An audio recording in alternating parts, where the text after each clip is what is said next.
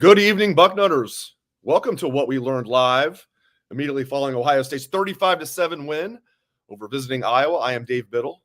Thank you very much for joining me. I'll be joined here in about 5 minutes by J-Book, Mr. Jonah Booker. Then we'll be joined after that by the Dean of Ohio State football recruiting, Bill Kurelic. Bill's going to give the latest on recruiting, obviously, and we'll get Bill's thoughts on the game. J-Book's going to give his thoughts on the game, what that means moving forward. And then we're going to hear from Patrick Murphy live from Ohio Stadium after postgame interviews, and then Steve Helwagen live from Ohio Stadium after postgame interviews. I am Dave Biddle. Welcome into the show. Very impressive performance from Ohio State. People kept betting on Iowa. The line was all the way down to 17 by kickoff. Ohio State wins 35-7 and only 7-0 at halftime, but it was a little fluky. Ohio State had more than doubled Iowa's total yards at halftime.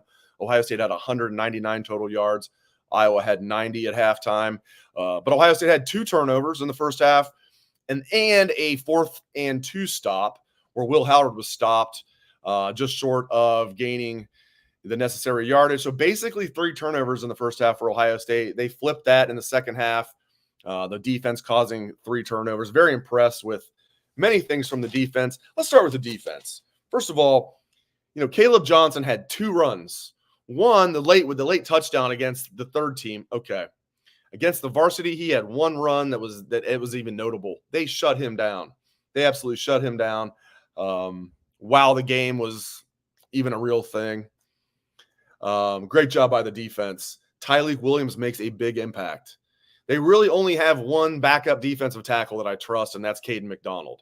But Ty Hamilton is so good. He's so underrated. Ty Hamilton is so good. What's your name, man? Ty Hamilton. Tyleik Williams is fantastic, and Caden McDonald is clearly the best backup D tackle they have. I thought Sonny Styles played really, really well tonight. Really well. Really well. I'm going to take a quick break from talking about the defense. Special teams is still not where it needs to be. Late in the game, they had a punt that was an 18-yard net. Kickoff's not looking good. Kickoff coverage is pretty good. I will say that. I do like the kickoff coverage, but geez, man. Special teams is still not where I want it to be. An 18-yard net punt. Come on. Jack Sawyer looking great. Sack fumble.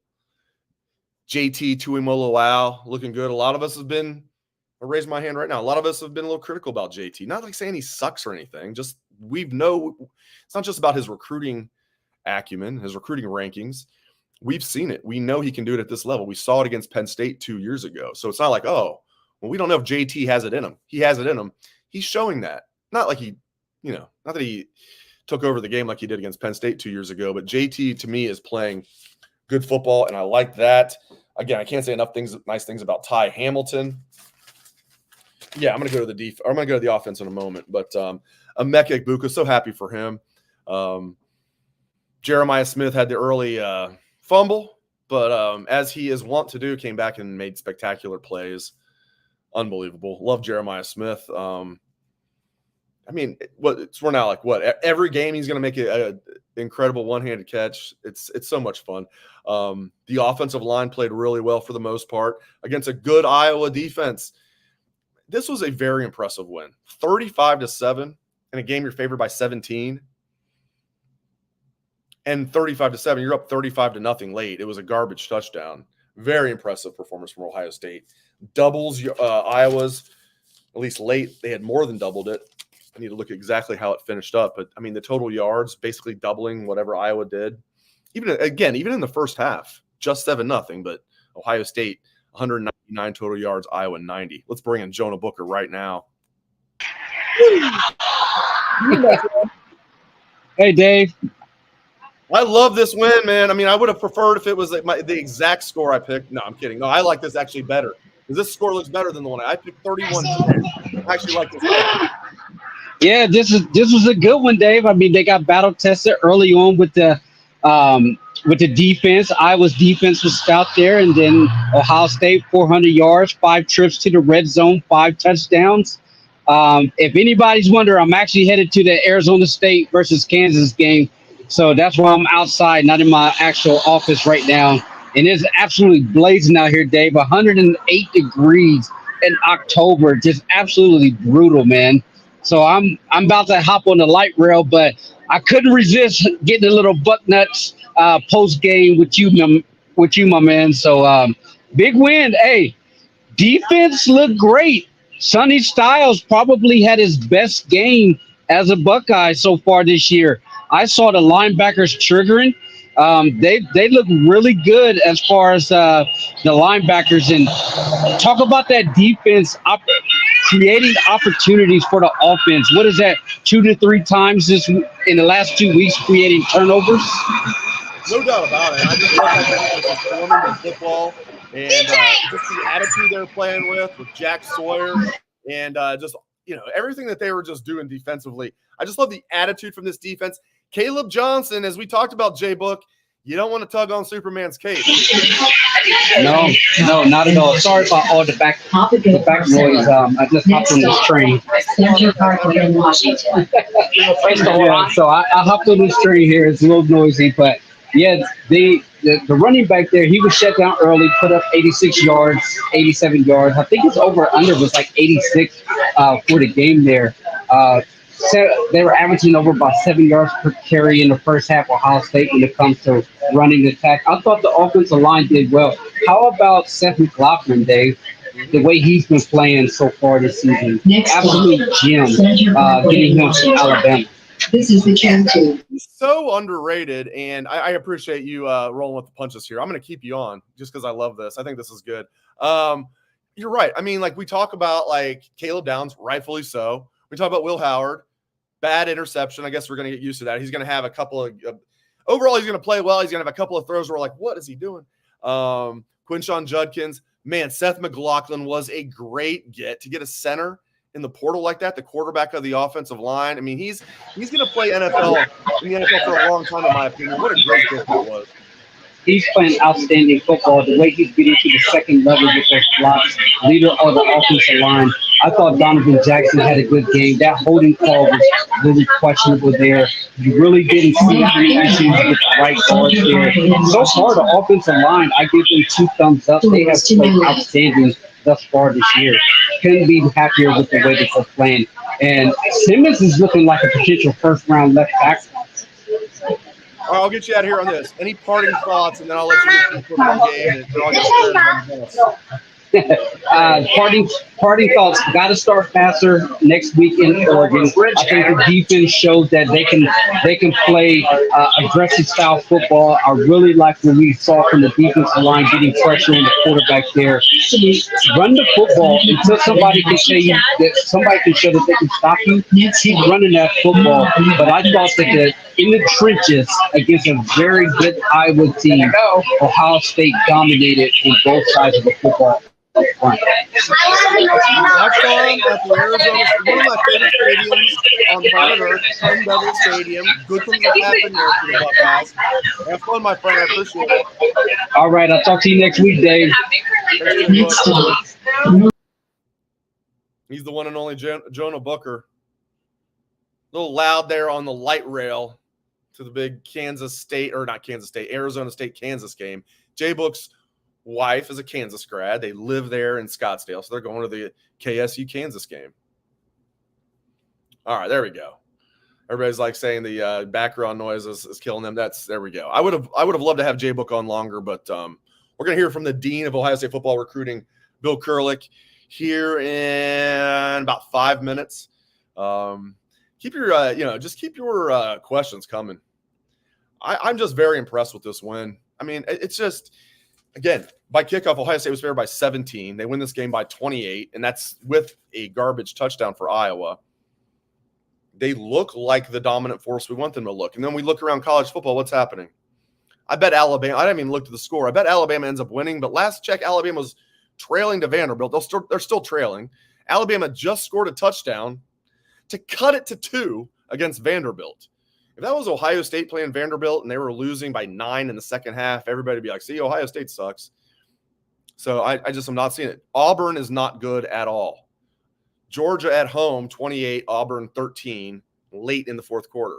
There is not a juggernaut in college football this year, except for maybe one team, Ohio State. We'll see. Next week's going to be huge. This was their first big test. Michigan State's better than we thought, but still, that wasn't a big test. They passed that being 38-7. Oregon at home beat Michigan State 31-10 today. Ohio State on the road beats Michigan State 38-7. They just keep – so even that, not a huge test, but they passed whatever that test was in flying colors. Today, to beat this Iowa team 35-7, love that. This Ohio State team can do a little bit of everything. I want to see better special teams. There's things they can clean up for sure. Will Howard, that interception was awful. The interception last week against Michigan State was awful. Overall, I like him. Overall, I like him a lot. I guess if he can limit it to one a game, I'm okay with it. We'll see. But man, at times you're like, what are you doing? But it's one thing if you throw an interception, it's like, all right, well, DB made a great play. That's not what I'm talking about. When it's a terrible decision and a terrible pass on top of that. By that, I mean you force it and you underthrow it or whatever it might be. You force it and you throw it not accurate. If you force it, but it's accurate, maybe you got a chance. If you force it and it's also – so you shouldn't force it. But if you force it, it better be accurate. Same thing last week against Michigan State. Telegraphed, forced, not accurate. Bad three things. But, like, I tell you what, overall, I'm thrilled with where this Ohio State team is at. That's what we've learned. We're 5 games into the season. There's 7 left. After Oregon, they get a bye week to catch their breath. If they are able to take care of business against Oregon next week, which I think they will, Ohio State is the early 2.5-point favorite at Oregon. I think Ohio State's going to take care of business in that game. Oregon's good. I don't think they're quite as good as people thought. They're very good, and they're playing at home. That's a tough place to play. There's no doubt about it. That's going to be a fun game next week, 7:30 NBC. Ohio State can win that game. They're going to be sitting there at 6-0. Take a week off. Still tough games down the stretch, most especially at Penn State. Not that Penn State looks great, but that'll be a tough game. Their new offensive coordinators bringing some cool things to the table for them. They poached him from Kansas. And speaking of Kansas, J-Book's going to see Kansas right now. They poached Kansas's offensive coordinator, and he's made a nice impact at Penn State. Aller still isn't great, but looks better to me. You watch that game today, even though they struggled at times, still I thought their offense are doing some unique things that they haven't done under James Franklin. That was a good hire for them, for their offensive coordinator, Penn State, and it's hurting Kansas. Kansas is taking a big step back. So that game concerns me a little bit, but I think Ohio State's going to win that game. I think Ohio State's going to beat Oregon, beat Penn State, and, I mean, Michigan's in big trouble. Big trouble, in my opinion, when they come here. Easy to say, right? Well, that's why it's fun. We'll get to find out, and the clock is ticking down now, okay? The clock is ticking down. Cannot wait for November 30th. It's going to be beautiful. So I love where this Ohio State team is at. Work to do, but after 5 weeks, this is exactly where I wanted them to be. Not just as far as record, but how they look. And dare I say, I literally knocked on wood. This is real wood. It's oak. I think it's oak. It's rich mahogany. I've never seen a team 5 weeks into a regular season this healthy in football. We talked about it coming into the game. They're 1/3 of the way through the regular season coming into today. The only scholarship player that wasn't available was Carnell Tate. Every other scholarship player was available. And I get they didn't play Murderers Row the first 4 weeks. You play 4 football games. You have 1 scholarship player that's out. And I bet you Carnell Tate could have played today if he needed to. It's unbelievable. And now, there's going to be injuries that happen. But now you get 5 weeks into the season with no serious injuries. You get through next week. You're halfway through the regular season. Then you get a bye. You guys are like, don't talk about that. I know. If you really believe that stuff, though, come on. You think I can make a difference talking about it on a podcast? Come on now. I appreciate you guys. If you're just joining the show, thank you very much for joining me. We're going to be joined by Bill Kurelic here any moment, the Dean of Ohio State football recruiting. But we'll see him and pop on in just about. I just saw J-Book's tweet. He did give me a heads up. I'm surprised J-Book, he did give me a heads up. He's like, hey, man, I'll be on a train. It might be loud. He goes, yeah. He wasn't lying. He was on a train, and it was loud. Ohio State beat Iowa, and J-Book was on a loud train. All those things are true. That's hilarious. All right, we're going to hear from Bill Kurelic in just a moment. Curious to hear the day that was in recruiting.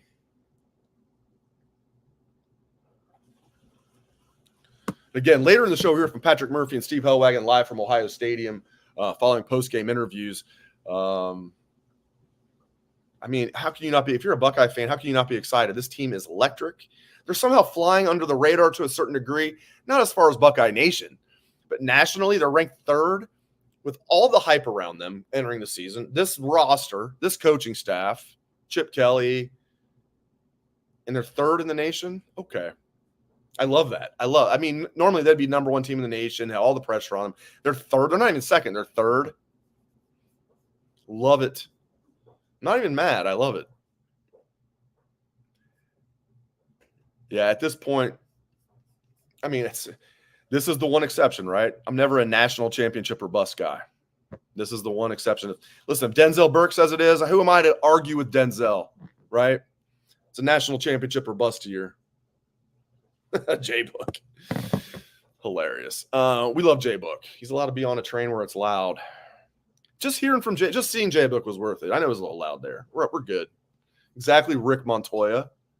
Rick on Facebook. We want to stay at number 3. Right. It's just keep flying under that radar. Just keep flying under that radar. Of course, if they go out there and smoke Oregon, good luck flying under that radar, but problems we want to have. I'm telling you, man, look at this. Whatever happens, Vanderbilt is leading Alabama 30-28 in the fourth quarter, 3rd and 1 at Alabama's 31. They're driving. As we just heard from one of our great listeners, Ken Taco Hut, Vandy is moving the line of scrimmage, and they have been all game.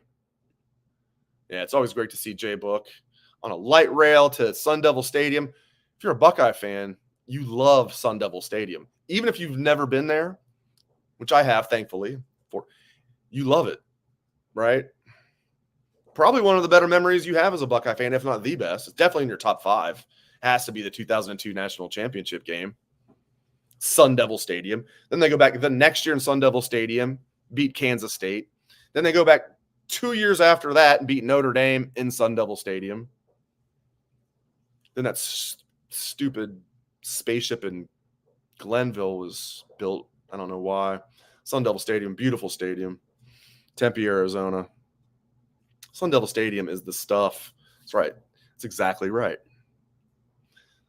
This is my Rifle One said, this ain't your parents' Vanderbilt. Is this James Franklin's Vanderbilt? Might be better than James Franklin having back-to-back winning seasons at Vanderbilt is still like his claim to fame, including everything he's done at Penn State. And you could say rightfully so. Having back-to-back winning seasons at Vanderbilt, not easy. Having just one is tough. Look at Vanderbilt, man. They're seriously like a decent team this year. But this is what I'm saying. Alabama's the number 1 team in the nation. But if you look at before today, even before Ohio State kicked the crap out of Iowa, even before Alabama looked like they're looking right now, if you looked at the sportsbook odds to win the national championship, Ohio State was your favorite. Okay? Ohio State was the favorite. So tells you a little bit. I mean, the human polls are what they are, and I love that. I think that's kind of perfect. That shows you kind of what we're thinking. Okay, feels like they're the best team. They are. I mean, they still have to prove it, but like this idea, like the human polls having Ohio State third is kind of funny if you ask me. What's not kind of funny is the dean of Ohio State football recruiting, Bill Kurelic. He's just a legend. Good to see you, my friend. How you doing? Pretty well, Dave. How are you? Good. Welcome to the show. I'm going to ask you your thoughts on the game later, but what do we need to know about recruiting, Dean? Well, yep, they had a really good group of recruits at Ohio State today. They've been targeting, Dave, really 3 weekends as big recruiting weekends for the season: Iowa, the Nebraska game, and of course the Michigan game.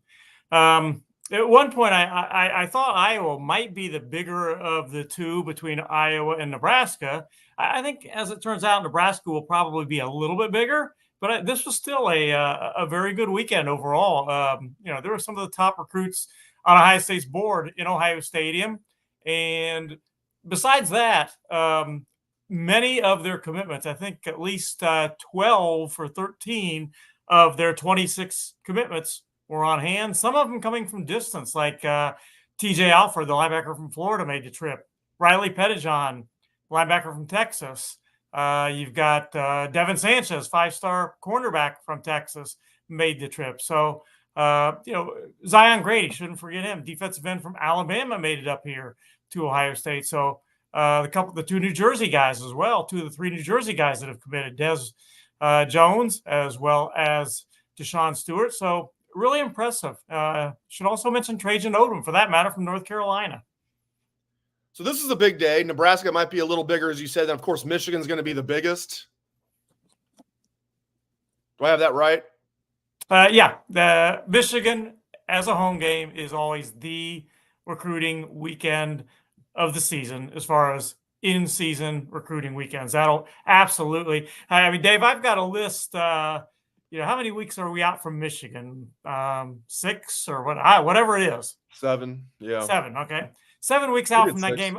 I've already got a list that is very lengthy as far as the recruits that are going to be at that game. And, the interesting thing is there's going to be kids that Ohio State is interested in, but they just won't have room for all of the kids that want to go to that game. So that'll be huge.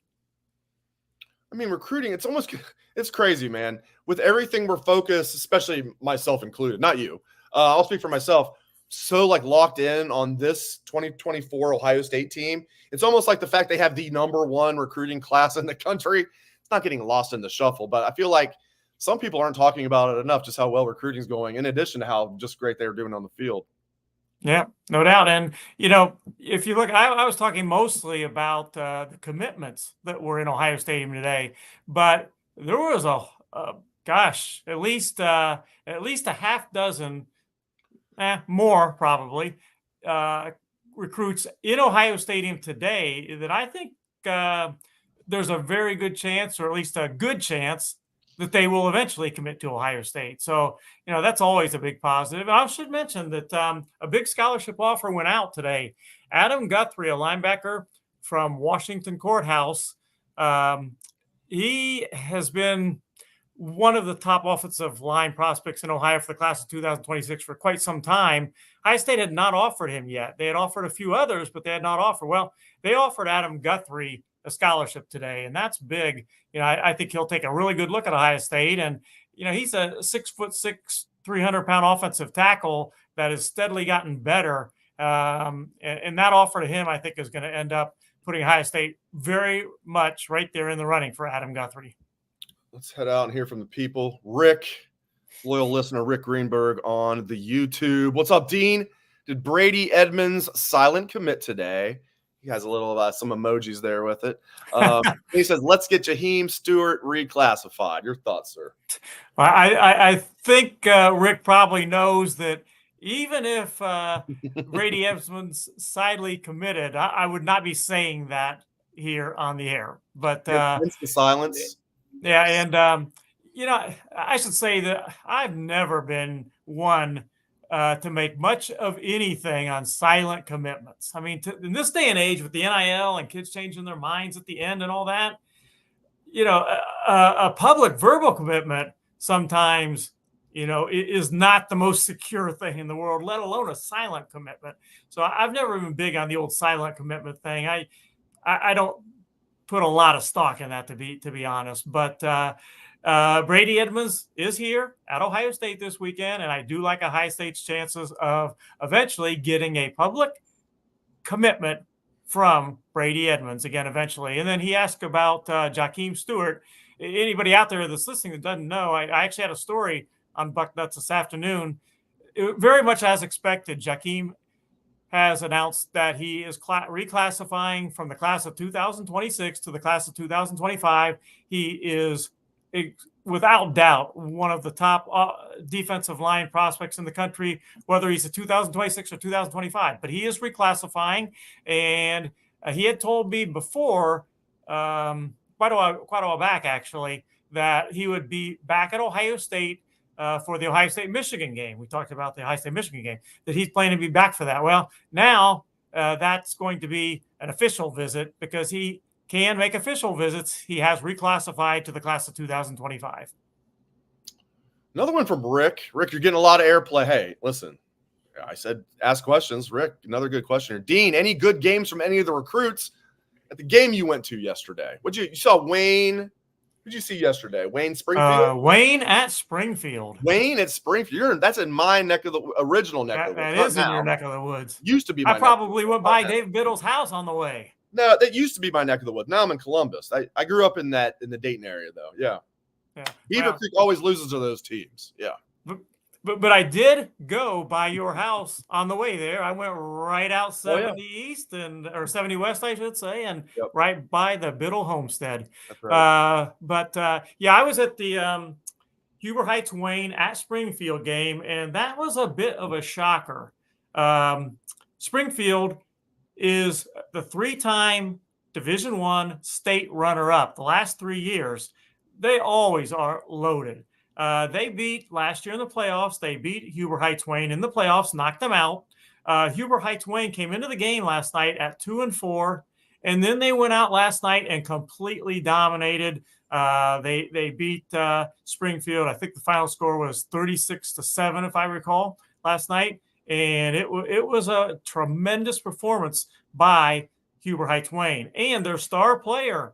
Tremendous performance. 2027 wide receiver Jameer Brown, who Ohio State offered a scholarship at their camp in June this summer. He put on a show last night. He had a 64-yard touchdown catch. He had a 45-yard touchdown catch. He lined up a wildcat quarterback and threw a 2-point conversion. He returned punts, kickoffs. He was tremendous last night. So he had a huge part in that big Huber Heights Wayne upset of Springfield.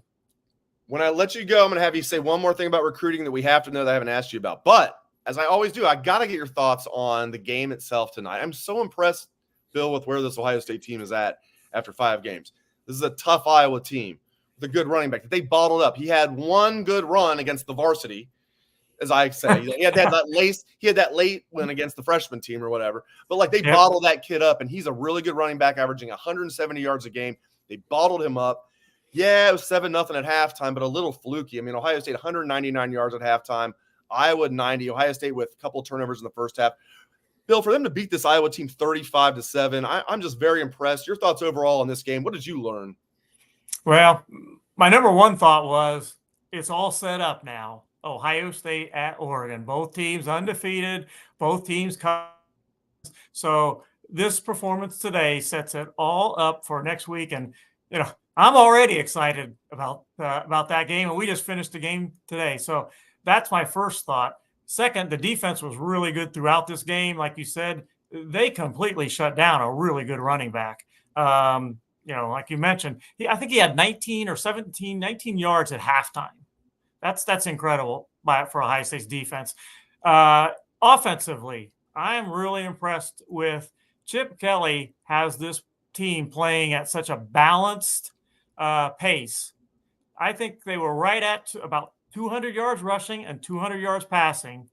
And, that's what every offensive coordinator in the country would love to have that balance, 250 of each or 200 of each or, 275 each. Ohio State has really done a great job under Chip Kelly of having a balanced attack, getting that running game going, and that offensive line is playing at a pretty good level right now.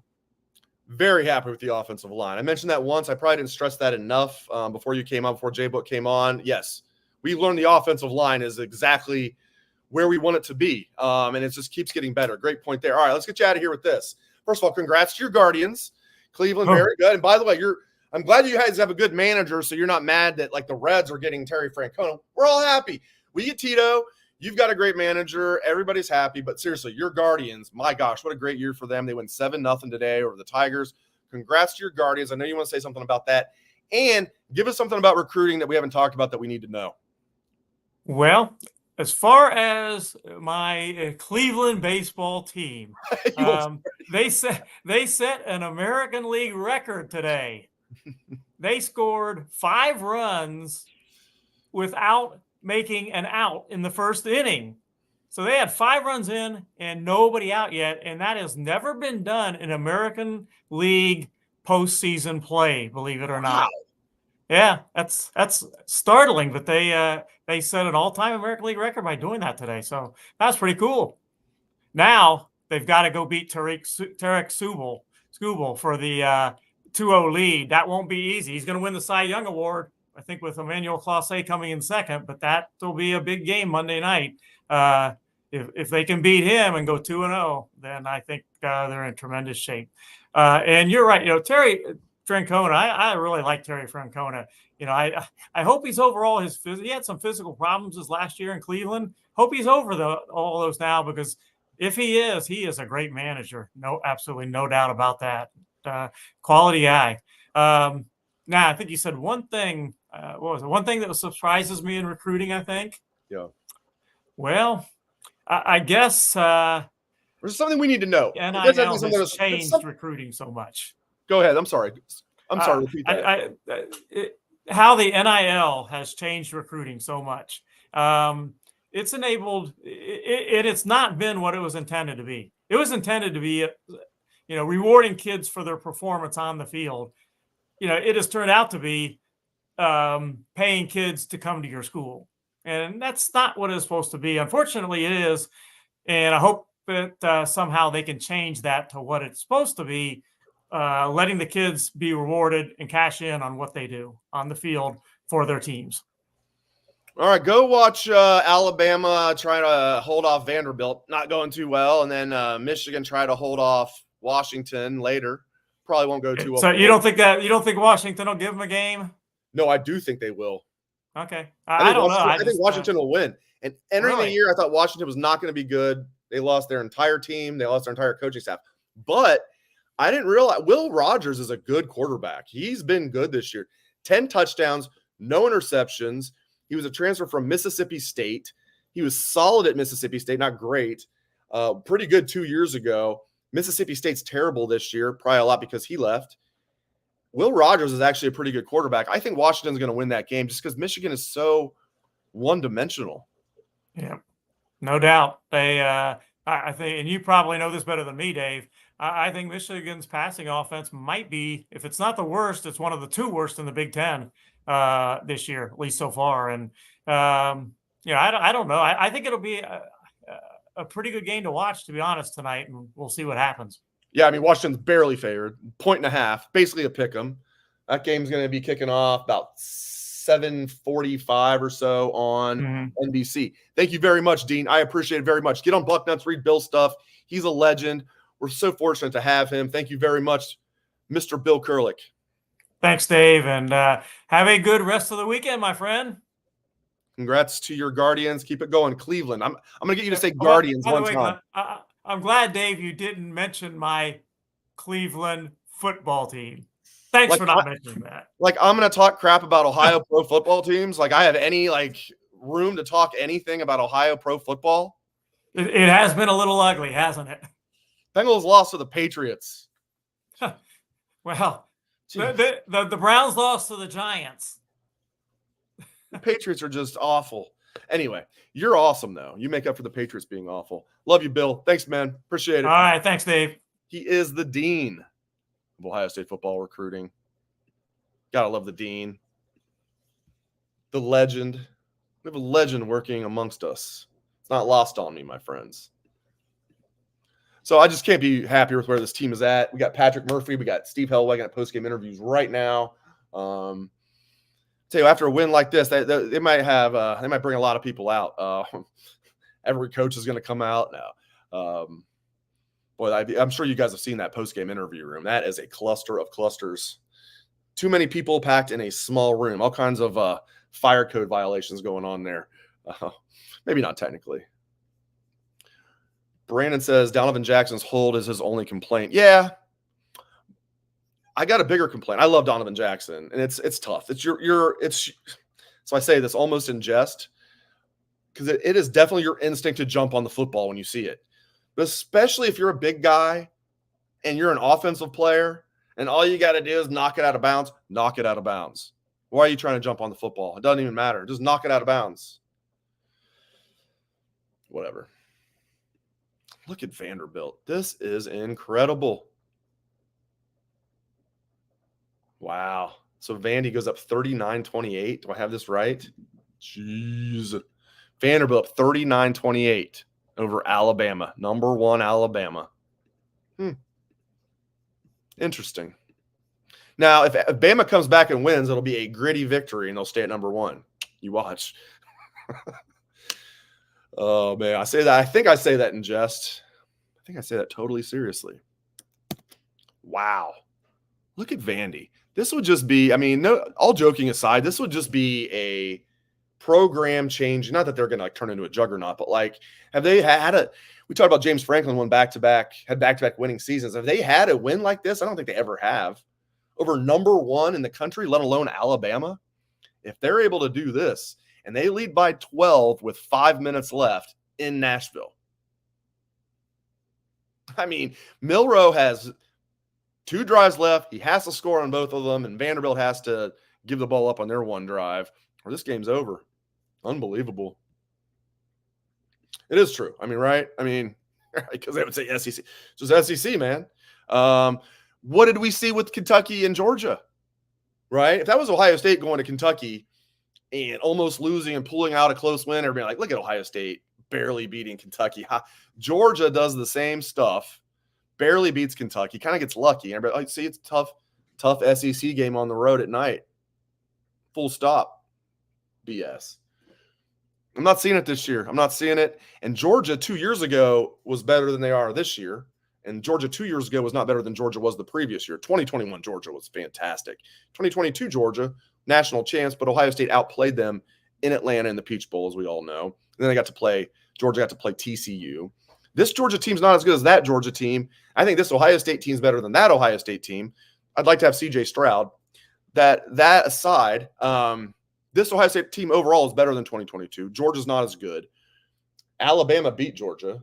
Alabama's showing they're not that good. If you're a juggernaut, you're not getting beat by Vanderbilt, although this is a solid Vanderbilt team. If you're a juggernaut, you're not trailing to Vanderbilt by 12 in the 4th quarter. My friends, this is opened wide up for Ohio State. They've got the roster. They've got the coaching staff. They've got the health so far. But even with that, they've got the depth. They can withstand an injury or two, which they haven't had to yet, which is fantastic. They've got which is why depth is so important in football. And there's not a juggernaut out there except, like I said, except for maybe one team, the Ohio State Buckeyes. That's the only team I see that can be a juggernaut. Man, damn, it feels good to be a Buckeye. All right, let's get some. We're going to hear from Patrick Murphy. Probably not anytime soon because I'm sure I've been there many times before I had to do the post-game show. I would be at these interviews for home games, and trust me, a game like that, they're going to be they're not going to be in a hurry to get out of there. They're going to want to talk a lot about this. The players are going to want to talk a lot. The coaches are going to want to talk a lot. This is going to feel good because they heard all week how this was going to be a tough game for them. Again, I mean, the spread opened at 23. Then before I even did the story for the site, a few hours later, it was down to 21.5. And I'm like, oh, okay. Then it was down to 19.5. Like the next day, I'm thinking that's kind of an overcorrection. By kickoff, Iowa was only a 17-point dog. They trimmed 6 points off that point spread because money kept coming in on Iowa. Good. Those guys shouldn't give up their day job, whoever was betting on Iowa. I don't know what they thought they saw. Vandy will be 3. Ohio State drops to 4. Yeah. Stop that. Don't tell me you believe that. Bill, hopefully you're joking on Facebook. He says, stop jinxing. If you really believe that I could make a difference with that, then I don't know what to tell you, buddy. I don't know what to tell you. I wish I had that kind of power. I wish I did. Nah, not really, actually. I would just wish for great things for Ohio State if I did. All right. Cool. Steve is saying we're going to be a few more minutes, probably, as expected.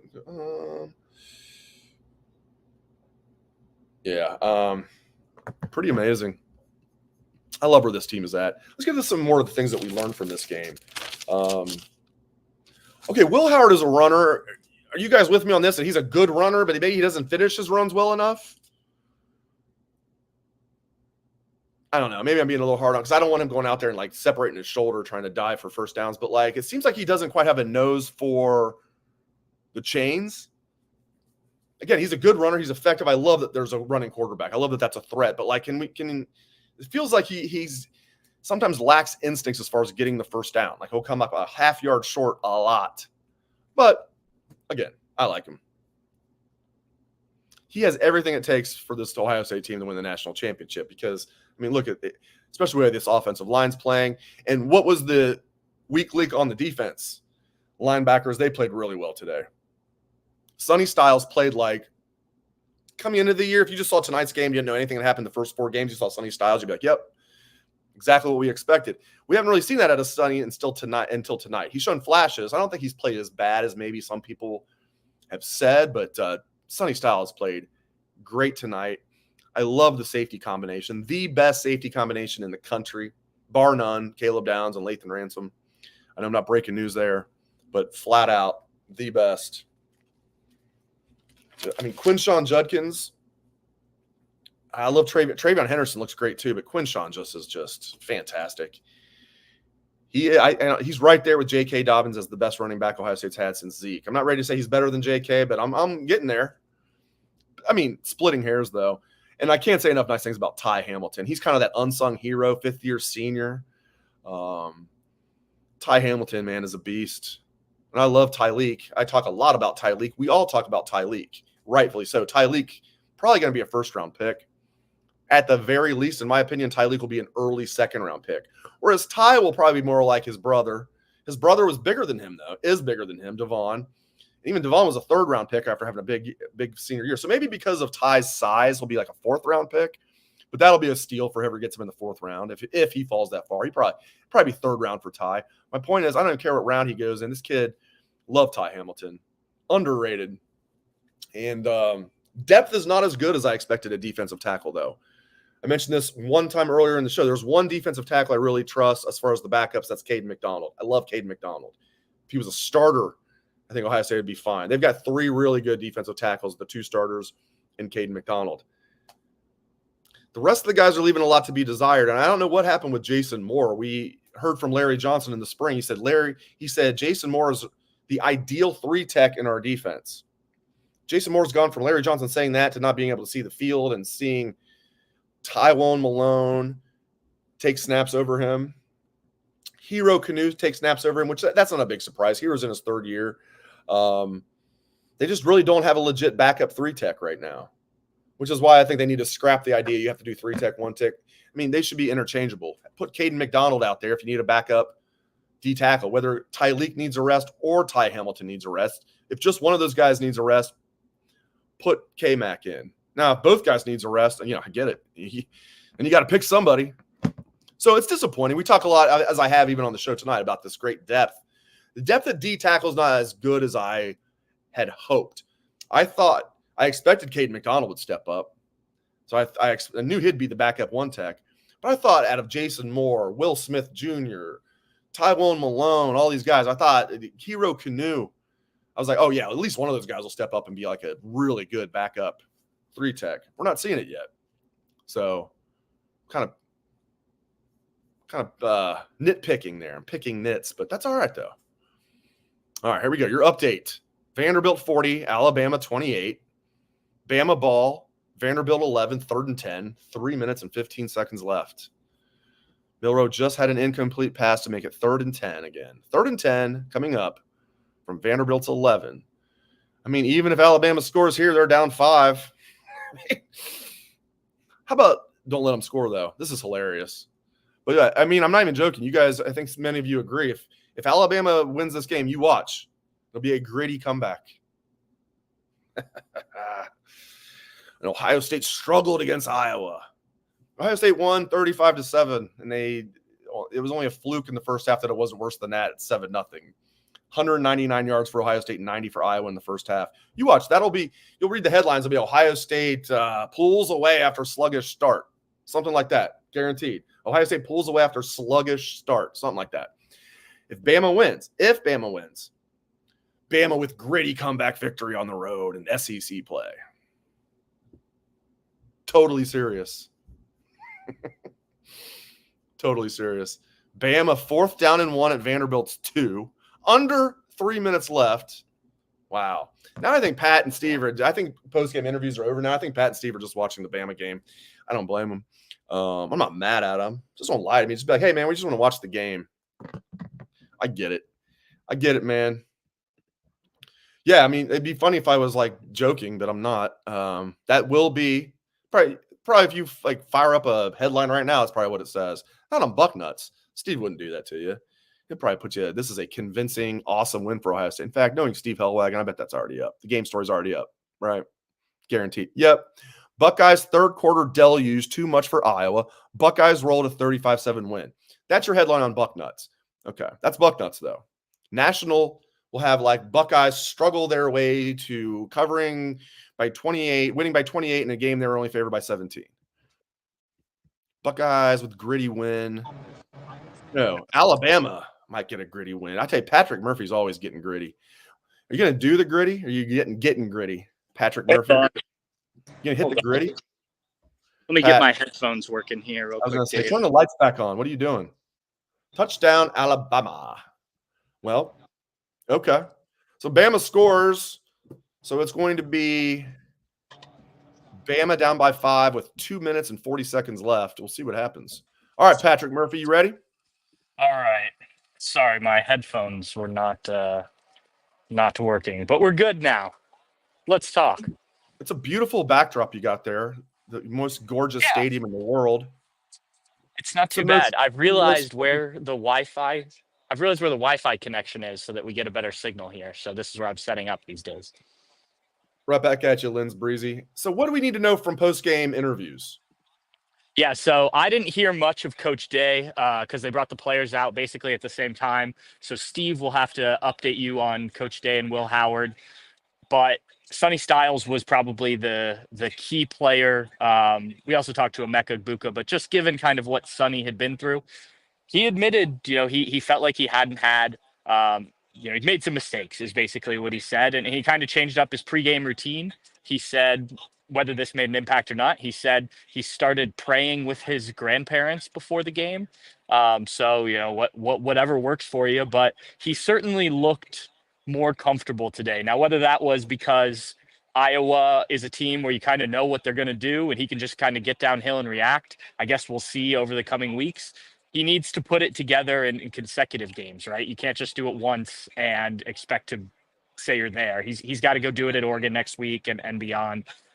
So it was good to hear from him in terms of like, he recognizes that he hasn't played his best and that he's still adjusting to that role. Emeka Egbuka, he gave a lot of credit to other guys for his career high 3-touchdown day. I think, obviously Will Howard played a part. He talked about his offensive line blocking for Will in order to give him that opportunity to catch those passes. But, I just think, Jeremiah Smith, freak touchdown, no doubt, freak catch for the touchdown. No doubt about that. He is insane. But Emeka Egbuka just continues to remind people that, look, he's still one of the best receivers in college football. And I know Ryan Day mentioned that as well. I heard that briefly. Defensively, like one guy that, maybe left a lot to be desired the first 4 games. Although I don't think he played as poorly as maybe some people were making it out to be. Sonny Styles, boy, he didn't play poorly today. He played great. That's what I want to see out of Sonny Styles, my man. Yeah, 100%. And I think he was just more willing to react and not think as much. And whether that, was just because you're facing an Iowa defense that it's pretty much get what you see on tape. There's not much trickeration, for a lack of a better term there. Maybe that makes it easier on him. We'll see next week at Oregon when he will be a bit more diverse, but we knew this was going to take time from a player transitioning positions middle of his career, right? You can't just step out from one position to another and expect it to work perfectly. So I think this, there's been gradual progression, probably not as quick as most Buckeye fans would have liked. And then today it seemed to come together. But again, we'll see if he can put together consecutive games where he performs this way. Listen, nothing's perfect, but after 5 games, if you're an Ohio State fan, I think you got to be thrilled with where this team is at. And it's weird, Patrick. They're almost flying, not as far as we're concerned or Ohio State fans are concerned, anything in Buckeye Nation, but nationally, to a certain degree, they're flying under the radar. They're ranked 3rd with this roster, all the hype they had coming into the season. the way they looked the first 4 weeks and then the way they look tonight, they're still kind of flying under the radar. I think Ohio State fans, and we'll see after next week how they feel, but I think Ohio State fans will be very happy where the Buckeyes are after 5 weeks. Yeah, I mean, I think you look across the country, Alabama, I know you were updating the score, but struggling with Vanderbilt right now. Obviously Georgia has a loss. Texas has played really well, but we'll see as they get into the heart of SEC. So like, I don't think any team's been perfect, and Ohio State certainly hasn't either, and they haven't really been tested yet. But you look at the talent and you look at when it does click, like it did in the second half, when both the offense and the defense are playing as well as they were, what they can do. And, it went from 7-0 to 28-0 like this very quickly in that third quarter. That's what this offense can do. And look, even in the first half, if we want to talk about the negatives, and I know you were kind of talking about the positives, Dave, but even in the first half, you don't have the fumble, which is uncharacteristic of Jeremiah Smith, and you don't have the interception, which Will Howard, I did hear him say he thought that was uncharacteristic.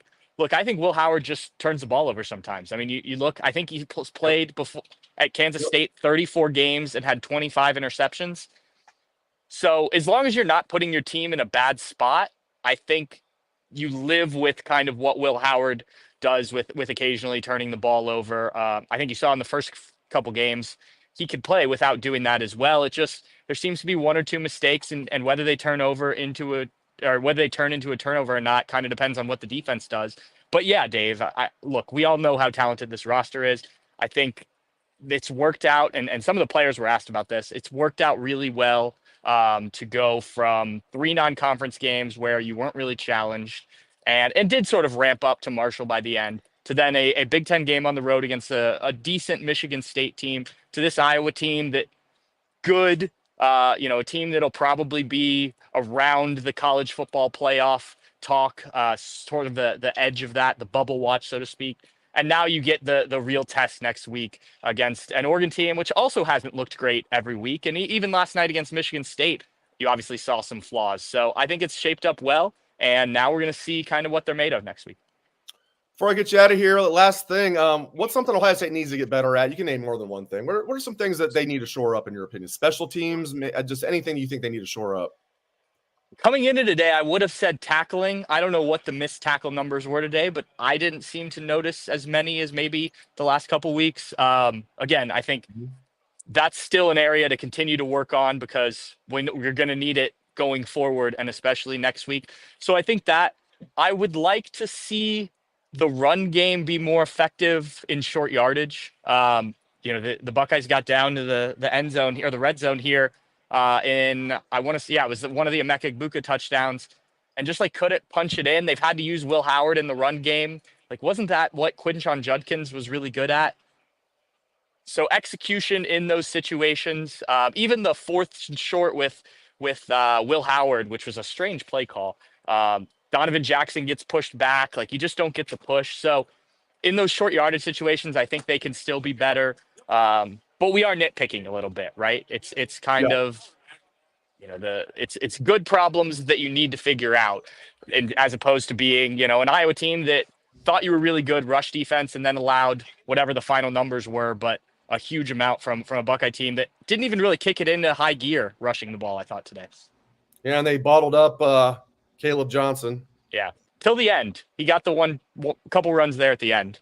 He had one good run against the varsity. Yeah. Washington with a good drive to open the game, and they miss a field goal against Michigan. Washington drives down, misses a field goal. Michigan ball, 12 minutes left, first quarter, no score. We'll see if Vanderbilt can hold on. 2-minute warning. Vanderbilt leading Alabama 40-35. Vanderbilt just got a first down. Wow. One thing about that is, I think, like, this seems like a big upset, right? But really, does it affect Alabama all that much? Does the Georgia losing Alabama? I mean, we have to get into the mindset of the new college football playoff era. If Ohio State, knock on wood here, goes out and loses next week at Oregon, they're not out of the picture. And I think it's still fun to, as a college football fan, to watch other teams lose, but it also, it's as we've talked about, it's more of an NFL schedule where you can lose a couple of these games. And so, yes, losing to an unranked Vanderbilt team will not be good for Alabama, but they're still very much in the thick of things, obviously, with the win against Georgia. And last thing I'll say, Dave, unless you have any more questions, I think it was huge for Ohio State to do what they did against Caleb Johnson, what you were just talking about, because of the way Oregon ran the ball last night. I know it hasn't been as good as maybe they thought, but there are some talented players on Oregon's running back room. If you don't believe me, ask Carlos Lachlan, who coached them the last couple of years, because I have, and he's talked very highly about them. So the fact that you came out and did this against the Caleb Johnson Iowa team, I think gives you confidence going on in to Oregon and being able to do that there. Their two best backs under Carlos Lachlan last year are both in the NFL now, but great stuff out of Patrick Murphy. He loves Jordan James, though. Jordan James is very good. Like Bucky Irving and who's the other? Jonathan Brooks. Yep. Man, look at Carlos Lachlan steps up, and all of a sudden Ohio State's running backs are blocking good. It's like boom, immediate upgrade. Patrick Murphy, great stuff, man. All right, thanks, Dave. Talk to you later. Thank you. Let's bring in Steve Helwagen. Vanderbilt fan Steve Helwagen, how you doing? No, Dave. I don't want to talk about Ohio State. You know what I want to talk about, don't you? You know what I want to talk about. Want to talk about Vanderbilt? The Cincinnati Reds made their first proper move in 30 years. Oh, really? They fired the manager and they hired Terry Francona. Dude, I can't believe it. I was telling my family this today. Like, they have no idea who Terry Francona is. I was like, I know you guys don't care, but just humor me for a second, my wife and daughters. I'm like, the Reds fired this robot named David Bell, who is the least charismatic man who has ever walked the face of the earth.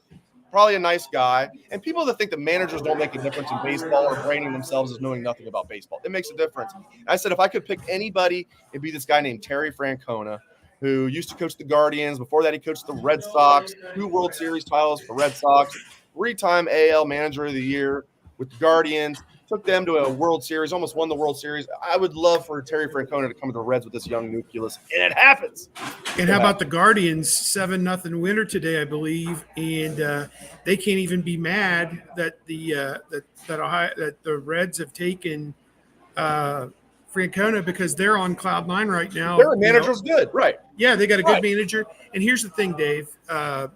Before we get onto Ohio State, Lance McAllister on WLW made a very good point. He said they have hired a manager who is more accomplished than the owner, the GM, president of baseball operations, anybody, the ticket takers, anybody who is connected with the Reds franchise. That guy is more accomplished. The only way he would take that job is if they gave him carte blanche. So we'll never have a situation again where management is dictating down, oh, yeah, you're going to play Will Benson again for the 39th straight day after he struck out 3 times.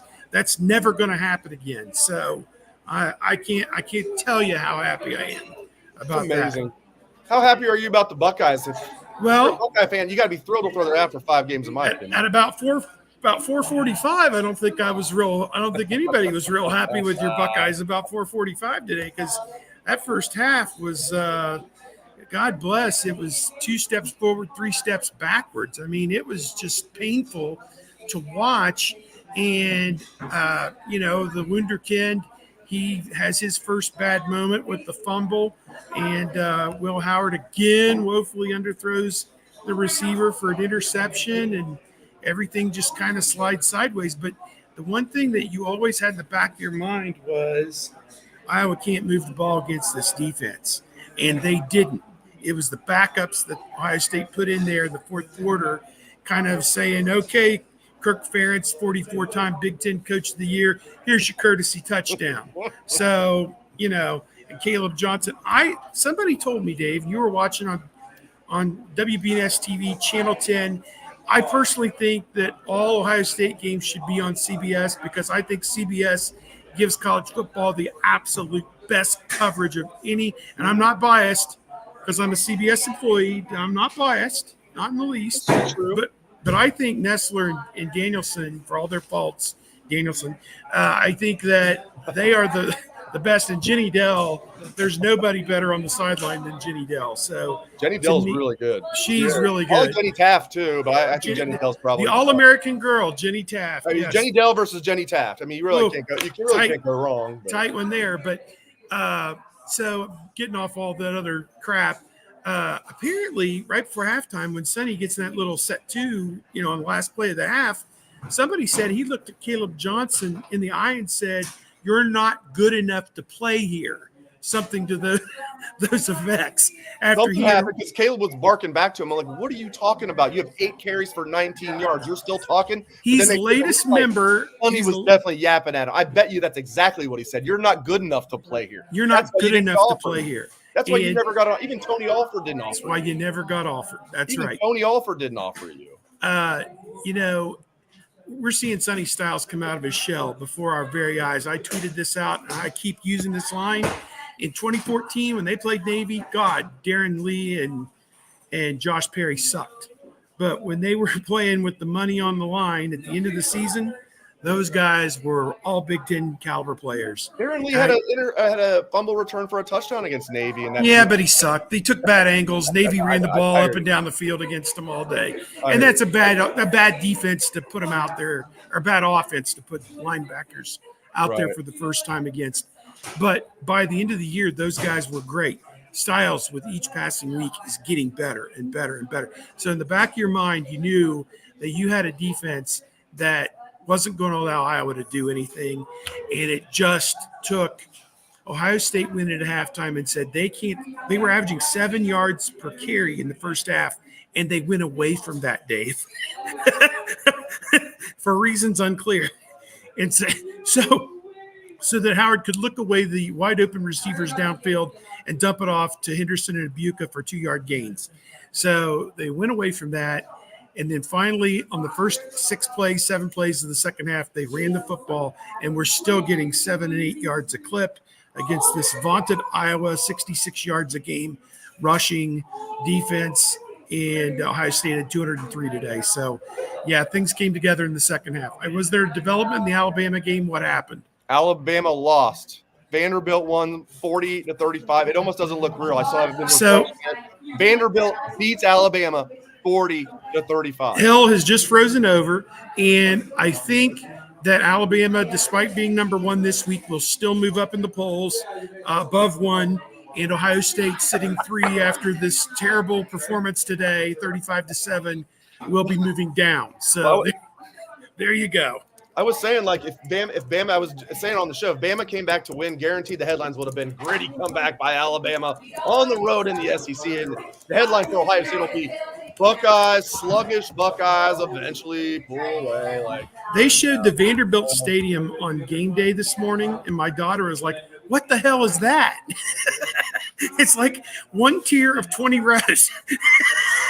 Remember, we were there because that's it out there. Remember? Yes. I forget. There was a guy that we were there. We were there for like it was a 24/7 convention, and it was at the Country Music hotel, Hall of Fame, which looks right over Vanderbilt Stadium. Yeah. And one of the guys that was there was like, "Yeah, it was funny, man. I was here one time, and somebody was like, that's a really nice high school stadium. What high school plays there?" And he's like, Vanderbilt plays there. He's like, "Oh."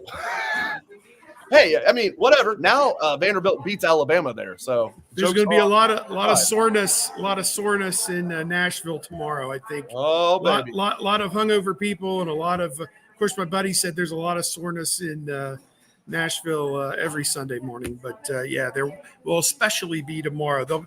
Everybody's a Vanderbilt grad down there tonight. That's damn right. That's damn right. Way to go, Vandy. Great stuff, Steve. Appreciate it, man. Hey, anything else on this game we want to talk about? What else? Yeah. Give me your parting thoughts. Yeah. He said Carnell Tate could have played. Again, precaution. He'll be ready for Oregon next week. Emeka Egbuka, I said to him after the game, what do you think next week will be like at Oregon? One of the toughest places to play in the country. He goes, I hope it's chaos, is what he said. They are pulling for chaos next week. And, what this Alabama result, the Georgia result last week tells you is that next week's game, if you win it, it's great. But God forbid, I'm not predicting a loss, but if you were to go out there and lose the game and funny bounce ball, who knows what happens, you're not out of it. Because we know Alabama and Georgia are going to be in the playoff at the end of the season. So, and I think the same's true for Ohio State. They're trending that way. This was a command performance from really from the start of the second half on. This was lights out. That third quarter is one of the best quarters of Ohio State football I can remember in years. And I'm telling you, I give myself chills just thinking about it, man. They stopped them. They slammed the car door on their head. They turned them over on their own 12-yard line. Jack Sawyer, Ryan Day made a great point. He said people think you should just get into the game, get a bunch of sacks with Sawyer and Tuimoloau out. Well, when you have a run-dominated team like Iowa, what you have to do first is stop the run and get a 14 or 17-point lead. And now they have to throw the football. And lo and behold, what happens when they have to throw the football? You sack the quarterback twice and you make him throw a pick.